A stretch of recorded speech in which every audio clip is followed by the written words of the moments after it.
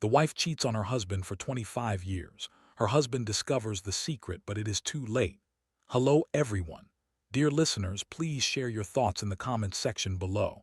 And don't forget to like, share, and subscribe. Now let's begin the video. Using a throwaway for obvious reasons, with certain specifics modified to preserve anonymity. The story kicks off with Sarah relaxing on a yacht in Milan, looking very happy. Not long after, she's at a fashion show with her husband, James, and their daughter. It becomes obvious that Sarah is a shoe designer, and all the models are showcasing footwear she created. After the show, Sarah, James, and head to the dressing room where she greets the fashion designer and his assistant, Ralph.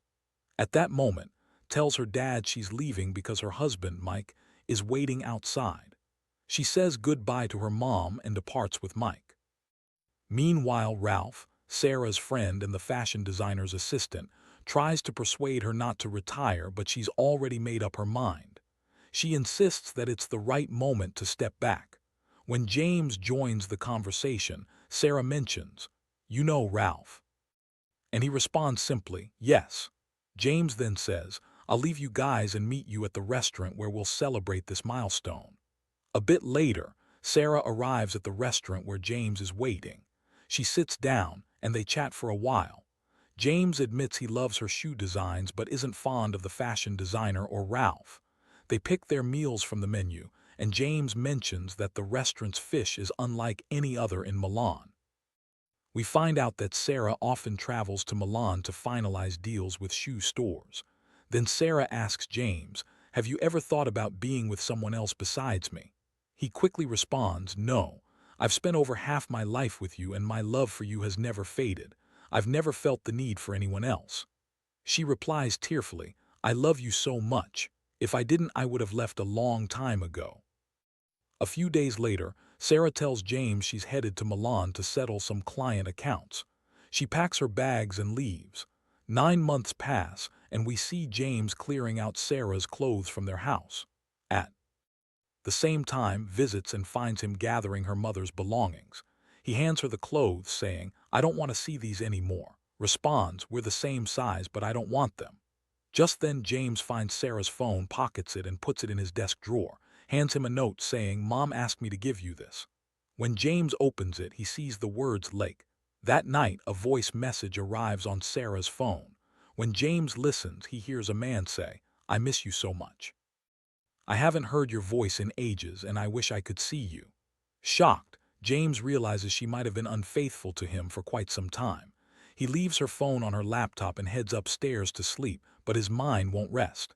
He resumes browsing through the pictures on her laptop, all family moments, until he spots a file titled Love. When he tries to open it, it's password protected. He guesses multiple passwords, but none work. He scrolls through the photos again, and comes across images of Sarah with Ralph from the last fashion show they attended. Clearly, the photos show Ralph very close to Sarah. Suddenly, an email pops up from an address named Ralph. The message is romantic, telling Sarah that he misses her and urging her to leave everything behind and come find him to reignite their affair. The next morning, James marches into Ralph's workplace and demands, "Were you involved with Sarah?" Ralph replies, "No, but I wish we'd been closer. You're not good enough for her. I don't understand why she loved or married you."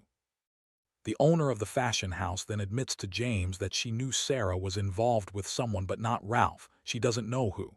James leaves and visits. He tells her everything he's uncovered but refuses to believe him, standing by her mother. She prepares a guest room for him, but as soon as she leaves, James sneaks out of the house and heads home. Later, he sends a message to Ralph, saying, "The woman you emailed no longer exists," and he deletes it. The next day, James calls his secretary and asks her to summon Joy, a cybersecurity expert. When Joy arrives, he provides the email address and asks her to trace the sender's name and location. She questions if he plans to go after the sender, to which James replies, "To find and stop him." She promises she'll gather the info. James stays at work until evening when another email from Ralph arrives.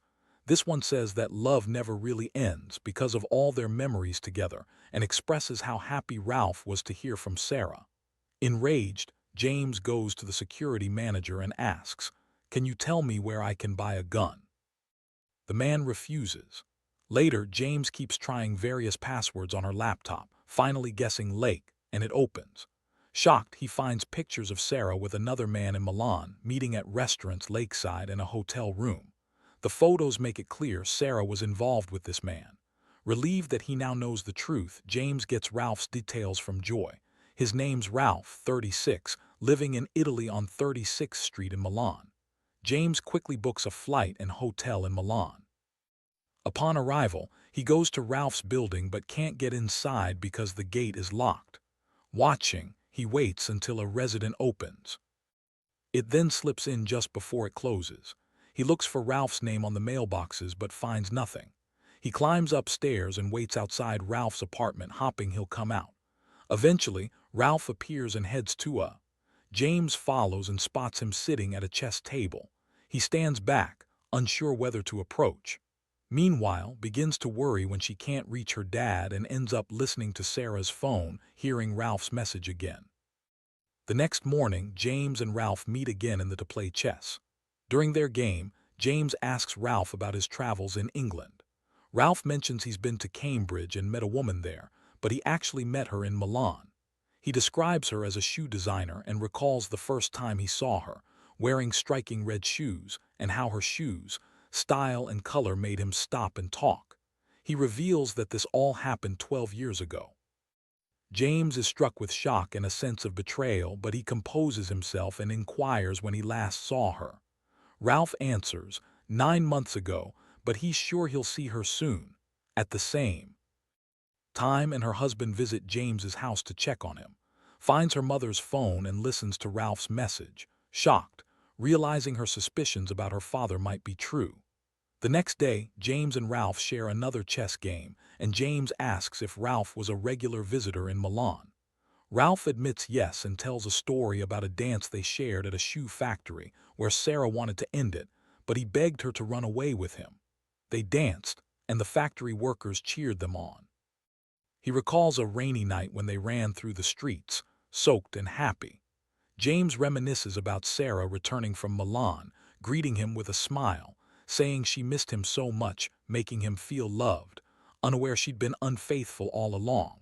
He also recalls her final words to him in that restaurant, words filled with regret. The next day, he visits Ralph at a museum, asking whether he's ever married. Ralph dismisses marriage as a trap. He has a son from an affair, but doesn't see that boy or know much about him. When asked if James is married, Ralph affirms that he's been married for 25 years and his wife loves him. Ralph comments that long-term fidelity is rare, but James's face hardens. We find Ralph and James again at the playing chess. Ralph jokes, "I'm going to win this round, you're stuck." But James surprises him and wins with a clever move. Just then, James's phone rings. It's Sarah's number. Panicking, he answers and calls her name, but it's actually Abigail on the other end, calling Ralph with her mother's phone. James watches as Ralph quickly ends the call. That call hints Ralph still hopes to see Sarah again. The next day, Abigail visits her father's workplace to find out where he's gone. Meanwhile, Ralph tells James that the call came from Sarah, her was the love of his life, and when she left him, he realized he'd been deeply in love. Ralph recounts their relationship in detail, pushing James's buttons enough to make him lose control. Ralph remarks, "It's just a game," when James snaps at him in anger. Then Ralph spots someone and creditor and hurriedly leaves. James pays the debt Ralph owed and follows him. Abigail appears, stopping him, questioning what he's doing. James shows her emails and photos of Ralph with her mother. Filled with anguish, he says to her, "Maybe I wasn't enough for her. Why did she get involved with this worthless man? I'm even thinking about killing him." Shocked, Abigail responds, "How could you do that? Just forget it, go back to London." When he refuses, she leaves upset. The next day, James heads to Ralph's building. As he arrives, he hears sounds from the janitor's apartment. Following the noise, he finds Ralph dressed in old clothes, tending to a tiny turtle he's apparently caring for. Realizing Ralph is just the building's caretaker, James is about to attack him with a nearby hammer, but Ralph hands him the turtle and says how adorable it is. James takes it briefly, then leaves. Back at his hotel, James finds his daughter with her bags. She tells him she's heading back to London, urging him to forget everything and come with her.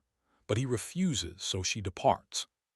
He then composes an email to Ralph, pretending to be Sarah, inviting him to meet at their old spot, a lakeside hotel on Lake this coming Friday at 8 p.m. Ralph reads the message and is thrilled. He calls James, inviting him for dinner at his place the next day. James then secretly borrows a key to an empty apartment in Ralph's building, knowing the owners are away, and heads there before his meeting. But arriving at the ground floor unit, Ralph calls from the stairs, "Come up to my apartment." James goes up, knowing it's not really Ralph's place, and Ralph says he's meeting Sarah on Friday and asks to borrow money.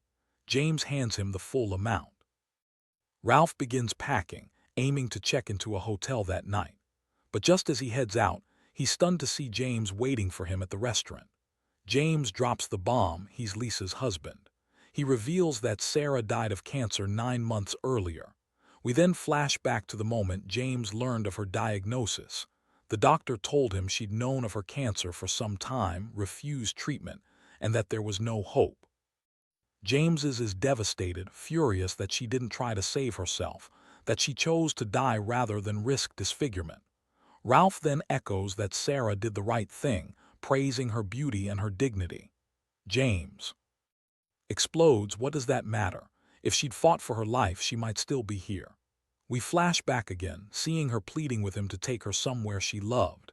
He gives her a paper to write her favorite place, but she can't. The next day, she writes Lake and passes the note to give to him after she's gone. In the final moments of her life, Sarah and James are together in her hospital bed. She's dying, and they're overwhelmed with grief. Back in the present, James returns to Cambridge some time later and calls to meet him in London. He travels there, finds Ralph, and invites him to a dinner in memory of Lisa with her friends and all their family.